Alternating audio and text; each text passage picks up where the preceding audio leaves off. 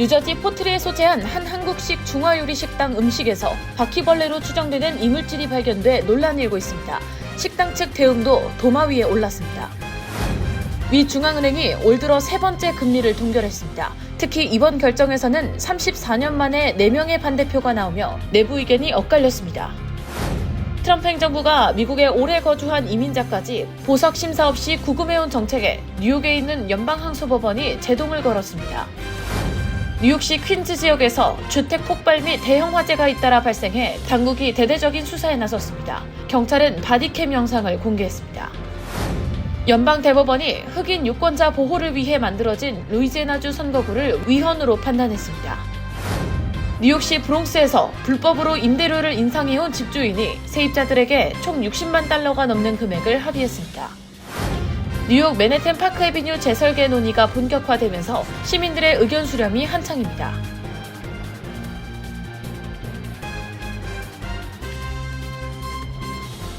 헬문스버그의 최우선의 목표는 최고의 고객 서비스를 제공하는 것입니다. 전문 세일즈팀과 함께하는 고급 쇼룸에서 여러분이 좋아하는 머세디스 벤츠 모델을 만나보실 수 있습니다. 헬문스버그와 함께라면 완벽한 차량을 찾는 데 필요한 모든 것이 준비되어 있습니다.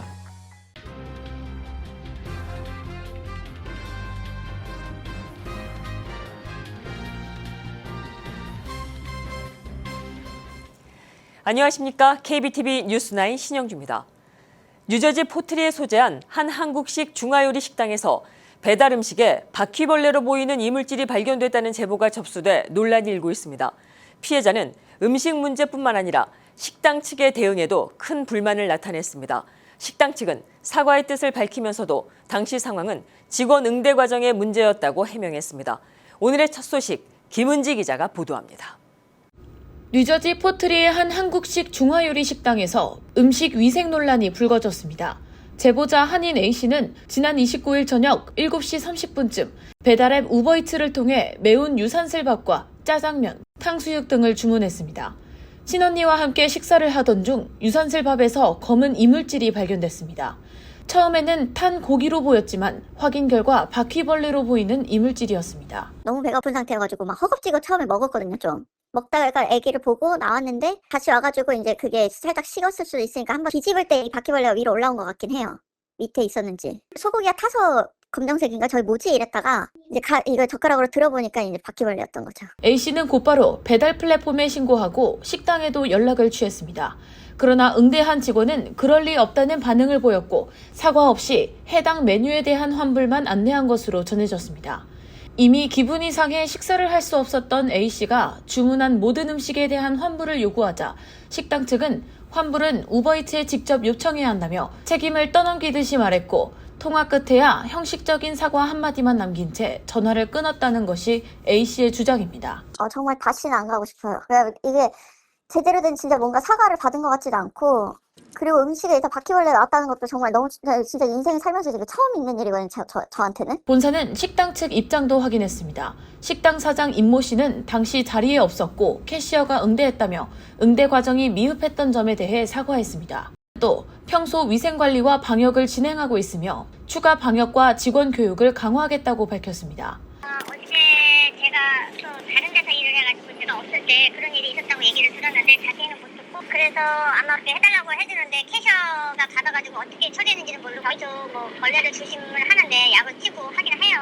근데 뭐 그렇게 많은 건 아닌데 그렇게 들어간 일이 있었다고 하더라고요. 너무 죄송한데 좀 제가 그분하고는 통화는 못했어요. 그리고 오늘 저녁에는 뭐 약치러 이제 대대적으로 약치러 온다고 했으니까는 또 그렇게 또 저희가 대체하고 있고요. 아무튼 저희 입장에서는 식사로 오셨는데 그런 일이 있어가지고 아무튼 죄송해요. 큰 실수기 때문에 더 조심을 하죠. 그리고 뭐 소독 같은 것도 더 자주 하고. 그러니까 우리는 최대한으로 위생 관리는 잘 해요. 그러니까 좀 더 열심히 잘 할게요. 뭐 식구들한테도 다 얘기를 해놓고. 그래도 신경을 또 많이 쓰고 이런 일이 안 일어나도록. 이 식당을 둘러싼 위생 관련 불만은 이전에도 제기된 바 있습니다. 온라인 리뷰에는 최근 2년 사이 음식에서 이물질이 발견됐다는 후기가 반복적으로 확인되고 있으며 지역 커뮤니티에서도 위생과 대응을 둘러싼 우려가 이어지고 있습니다.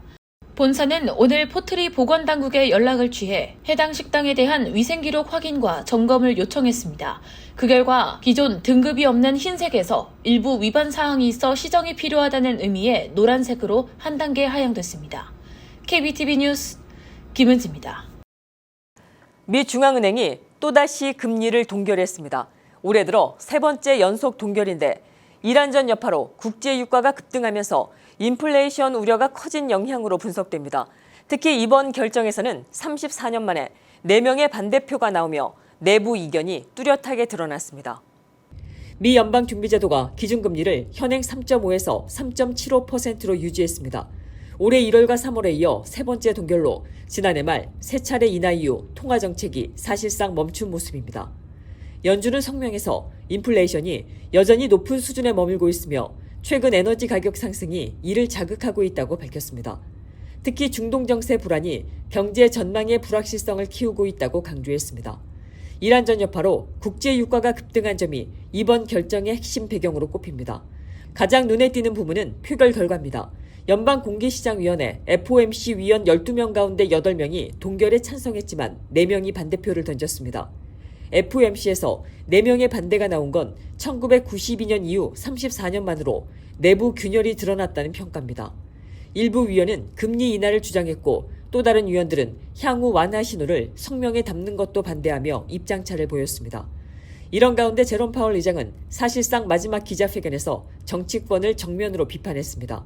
또 다음 달 15일 의장 임기가 끝난 뒤에도 이사직은 그대로 유지하겠다고 밝혔습니다. 이사 임기는 2028년 1월까지 남아있는데 구체적인 잔류기간은 언급하지 않았습니다. 통상 의장직을 마치면 함께 물러나는 관례를 깨는 결정입니다. 파월 의장은 통화정책을 정치로부터 분리하는 연준의 능력이 위협받고 있다며 행정부의 법적 압박이 연준 역사상 전례 없는 수준이라고 강하게 지적했습니다. 연준의 독립성이 훼손되고 있느냐는 질문에는 그렇다고 분명히 답했습니다. 앞서 법무부는 연준 청사 개보수 관련 허위 증언 의혹으로 파월 의장 수사에 착수했다. 최근 수사를 종결한 바 있습니다. 한편 후임으로 지명된 케빈 워시 후보자는 상원은행위원회를 통과하며 인준 절차가 막바지에 들어갔습니다. 다만 파월 의장의 잔류 결정으로 행정부가 연준 이사 인사를 추가로 단행할 기회는 줄어들게 됐습니다. 이에 따라 연준을 둘러싼 정치권과의 긴장은 이어질 것으로 보입니다. 트럼프 행정부가 미국에서 오래 거주한 이민자까지 보석 심사 없이 구금해온 정책에 뉴욕에 있는 연방항소법원이 제동을 걸었습니다. 미국 역사상 가장 광범위한 무보석 구금이 될 수 있다는 게 법원의 판단입니다. 트럼프 대통령이 직접 임명한 판사가 트럼프 행정부 정책에 위법 판결을 내렸다는 점이 특히 주목됩니다. 뉴욕에 있는 연방 제2순회항소법원이 28일 트럼프 행정부의 이민자 의무 구금 정책에 위법 판결을 내렸습니다. 판결의 적용 범위는 뉴욕과 커네디컷, 버몬트 3개 주로 한인이 많이 거주하는 뉴욕 일대가 직접 영향권에 들어갑니다. 문제의 정책은 트럼프 행정부가 지난해 7월에 도입한 것으로 미국에 입국한 모든 미등록 이민자를 사실상 입국 신청자로 간주해 보석 심사 기회조차 주지 않고 구금하는 내용입니다. 원래 이 조항은 막 국경을 넘은 사람들을 신속히 추방하기 위한 목적으로 제정됐는데 트럼프 행정부가 미국에 수십 년 동안 산 사람까지 똑같이 적용해 거센 반발을 불러왔습니다. 이번 소송의 당사자는 브라질 출신 리카르도 다 쿠냐 씨로 미국에 20년 넘게 거주하며 매사추세츠에 집을 사고 미 시민권자 자녀 둘을 키워온 소상공인입니다. 범죄 전력은 전혀 없고 2016년부터 망명 신청을 진행 중이지만 지난해 9월 출근길에 아이스에 체포됐고 보석 신청도 거부당했습니다. 3명의 판사로 구성된 재판부는 만장일치로 행정부 정책을 무효라고 판단했습니다. 판결문을 쓴 조세 비앙코 판사는 트럼프 대통령이 임명한 인사라는 점에서 더욱 주목됩니다. 비앙코 판사는 정부 해석을 그대로 받아들이면 미국 역사상 가장 광범위한 수백만 명에 달하는 비시민권자에 대한 무보석 구금이 이뤄질 수 있다며 이는 헌법상 심각한 문제를 야기한다고 지적했습니다.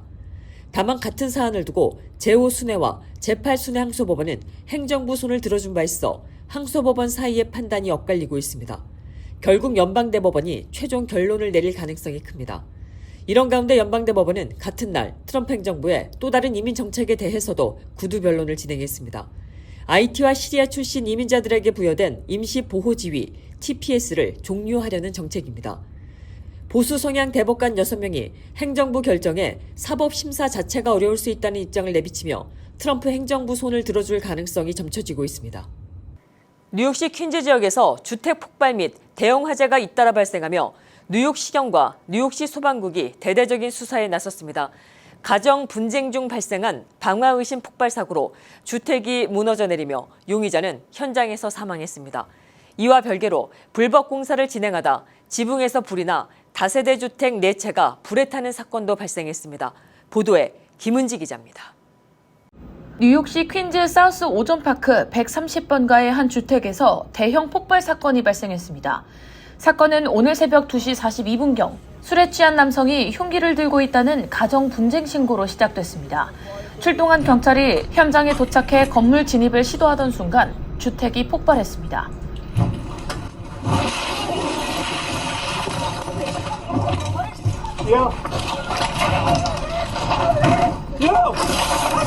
You alright?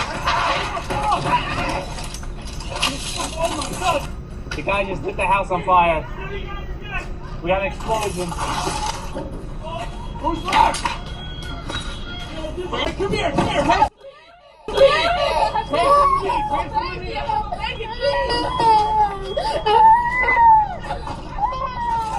Go.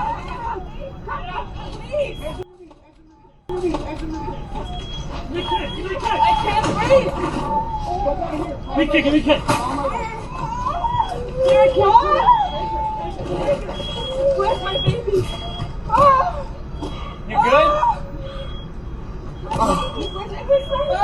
How many more people?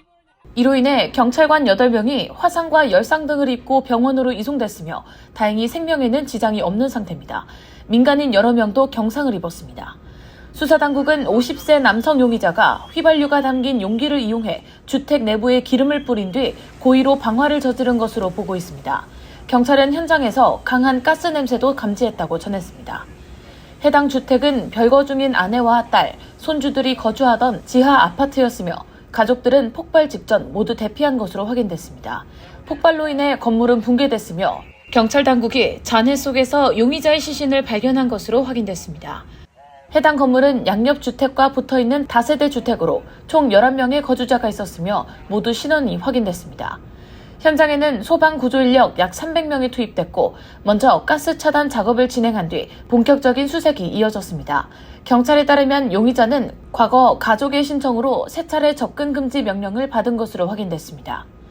한편 같은 날 28일 퀸즈 아스토리아 지역에서도 주택 화재가 발생했습니다. 42번가 한 주택에서 시작된 불은 인접해 있는 주택 3채까지 번지며 총 4채가 피해를 입었습니다.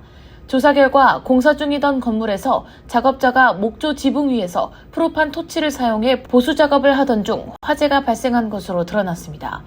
해당 29세 계약업자는 무모한 위험 초래 혐의로 현장에서 체포 및 기소됐으며 불법 시공 여부도 조사 중입니다. 이 화재로 인명피해는 없었지만 주민들이 긴급 대피했으며 최소 17명이 적십자 지원을 받았습니다. 피해 주택 4채는 모두 거주 불가 판정을 받았습니다. KBTV 뉴스 김은지입니다. 연방대법원이 흑인 유권자 보호를 위해 만들어진 루이지애나주 선거구를 위헌이라고 판단했습니다. 1965년에 제정된 투표권법의 핵심 조항이 사실상 무력화됐다는 평가가 나오고 있습니다. 오늘 11월 중간선거를 앞두고 남부 공화당 지역을 중심으로 선거구 재편 움직임이 본격화될 것으로 보입니다. 연방대법원이 29일 루이지애나주의 새 연방하원 선거구 지도를 위헌으로 판단하고 무효화했습니다. 판결은 보수 6명, 진보 3명으로 갈렸습니다. 이번 사건은 2022년으로 거슬러 올라갑니다. 당시 흑인 유권자들은 주 인구의 3분의 1이 흑인인데도 6개 선거구 가운데 흑인 다수 지역구가 단 한 곳뿐이라며 소송을 냈고 1심에서 승소했습니다. 이에 루이지애나 주의회는 2024년 두 번째 흑인 다수 선거구를 만들었지만 이번에는 일부 비흑인 유권자들이 인종을 기준으로 한 위헌적 선거구 획정이라며 다시 소송을 제기했습니다. 대법원은 평등 보호를 규정한 수정헌법 14조와 15조를 근거로 흑인 비율을 보장하기 위해 인종을 기준으로 선거구를 만드는 것은 정당화되기 어렵다고 판단했습니다. 다수 의견을 작성한 알리토 대법관은 헌법은 거의 어떤 경우에도 인종을 근거로 한 차별을 허용하지 않는다고 밝혔습니다. 반면 진보 성향 케이건 대법관은 반대 의견에서 이번 판결로 투표권법 2조는 사실상 사문화됐다며 이제 갑주는 법적 책임 없이 소수의 유권자의 투표력을 약화시킬 수 있게 됐다고 강하게 비판했습니다. 이번 판결의 파장은 즉각적이었습니다. 판결이 나온 지 몇 시간 만에 플로리다 주의회는 공화당에 연방 하원 4석을 더 안겨줄 수 있는 새 선거구 획정안을 통과시켰습니다. 엘라바마와 테네시 등 다른 남부주에서도 비슷한 움직임이 잇따를 전망입니다. 다만 AP통신은 후보 등록 마감이 이미 끝난 지역이 많아 이번 판결의 실질적 영향은 11월 중간선거보다 2028년 선거에서 더 크게 나타날 것으로 분석했습니다. 이란전 여파로 지지율이 떨어진 트럼프 대통령에게는 단비 같은 소식입니다. 트럼프 대통령은 트루스 소셜에 법 앞의 평등 원칙에 있어 큰 승리라며 환영의 뜻을 밝혔습니다. 뉴욕시 브롱스에서 집주인이 불법으로 임대료를 인상한 사실이 적발되면서 세입자 수십 명이 총 60만 달러가 넘는 합의금을 돌려받기도 했습니다. 규제 당국은 임대료 규제 위반에 대한 단속을 강화해 세입자 보호에 나설 것이라고 밝혔습니다. 김은지 기자가 전해드립니다. 뉴욕주 주택지역사회개발국은 어제 브롱스 지역 임대주택의 불법 임대료 인상과 관련해 총 60만 8천 달러 규모의 합의를 이끌어냈다고 밝혔습니다. 이번 조치는 주정부 산하 세입자 보호국 조사 결과에 따른 것으로 헌츠포인트, 롱우드, 유니버시티 하이츠 일대 11개 임대료 규제 건물을 소유한 집주인이 법정 한도를 초과해 임대료를 인상한 사실이 확인됐습니다. 당국 감사 과정에서 일부 건물에 의심스러운 인상 사례가 드러났고 조사 결과 총 36개 아파트에서 기준을 넘는 임대료 인상이 적발됐습니다. 이에 따라 해당 집주인은 세입자들에게 적정 임대료가 반영된 신규 계약을 제공하고 초과 징수된 금액을 환급하기로 합의했습니다. 환급은 월별 크레딧 또는 일시 지급 방식으로 이루어질 예정입니다. 이번 합의로 36명의 세입자는 과다 납부한 임대료 수천 달러를 돌려받게 될 전망입니다. 루스앤 비스나우스카스 국장은 이번 조치는 과다 징수된 임대료를 돌려주는 동시에 불법 인상에 대한 강력한 경고라며 물가 상승 속에서 세입자 보호가 그 어느 때보다 중요하다고 강조했습니다. KBTV 뉴스 김은지입니다. 뉴욕 맨해튼 파크 애비뉴 재설계 논의가 본격화되면서 시민들의 의견 수렴이 진행되고 있습니다. 시 교통국과 도시 디자이너, 엔지니어 팀이 협력하고 있으며 뉴욕시는 이번 프로젝트를 통해 친환경적이고 보행자와 운전자 모두 편리한 거리를 만들겠다는 방침입니다. 관련 소식 김은지 기자가 전합니다. 뉴욕 맨해튼 중심부의 대표적인 도로인 파크 애비뉴를 재설계하는 방안에 대해 시민 의견을 수렴하는 절차가 진행되고 있습니다. 도시 계획가와 디자이너, 그리고 일부 지역 주민들은 이스트 46번가부터 57번가까지 이어지는 약 11개 블록 구간을 새롭게 탈바꿈시키기 위한 구상을 내놓고 있으며 상인과 보행자들의 참여를 독려하고 있습니다. 초기 제안에는 보행자 공간 확대, 녹지 강화, 그리고 자전거 도로 설치 구상이 포함됐습니다. 특히 파크 애비뉴와 이스트 53번가 교차로에는 임시 안내부스가 설치돼 시민들이 직접 지도와 설계안을 살펴보고 의견을 제시할 수 있도록 참여를 이끌어내고 있습니다.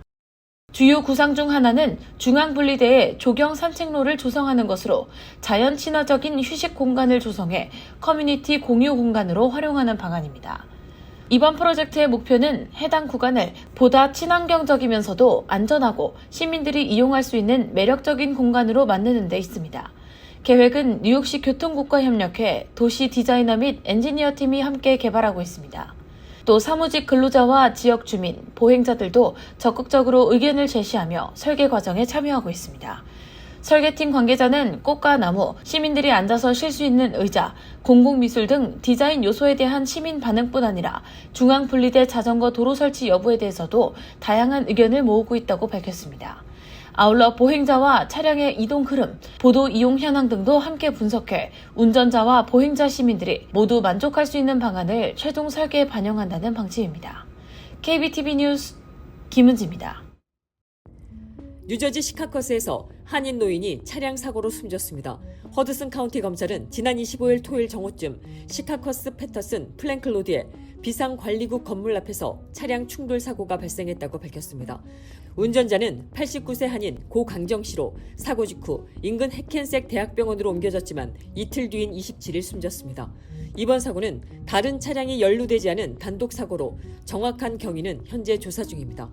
고인은 한국에서 태어나 1964년 미국으로 이민한 한인 1세대로 메릴랜드를 거쳐 뉴저지 패스에게 정착한 뒤 세인트 메리 병원에서 혈액은행 병리학자로 오랜 기간 근무한 것으로 전해졌습니다.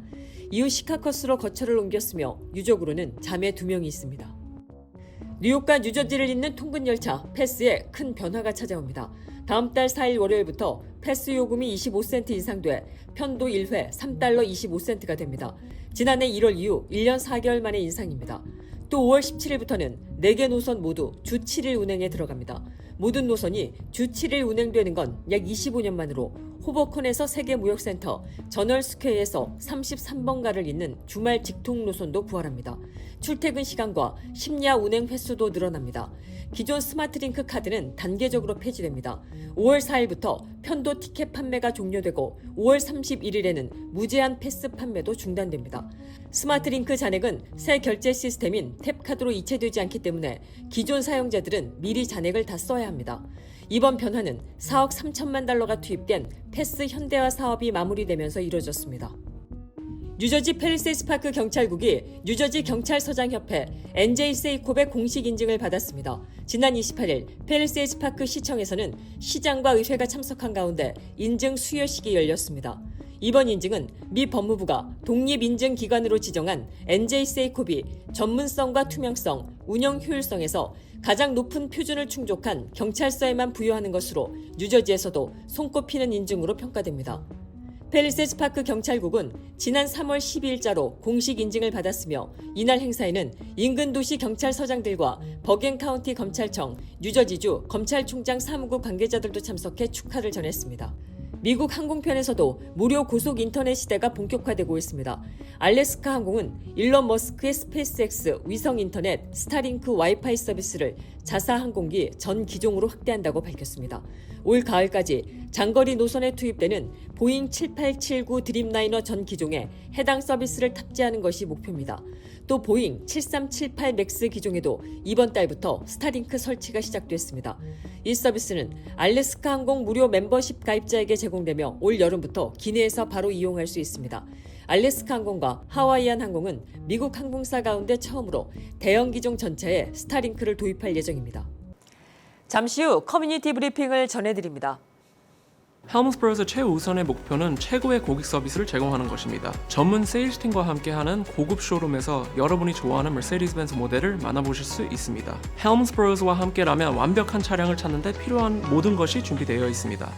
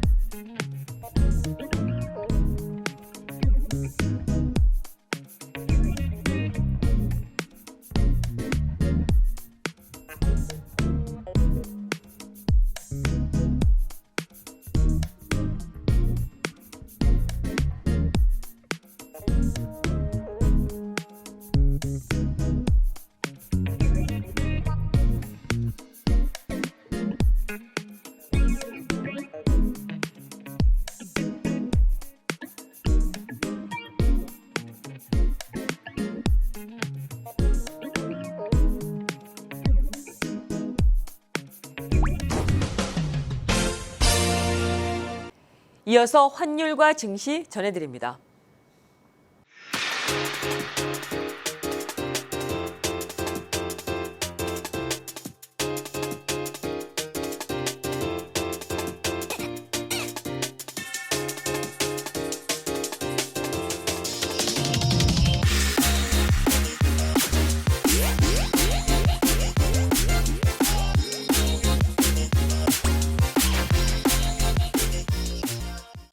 계속해서 뉴욕과 뉴저지 날씨 전해드립니다.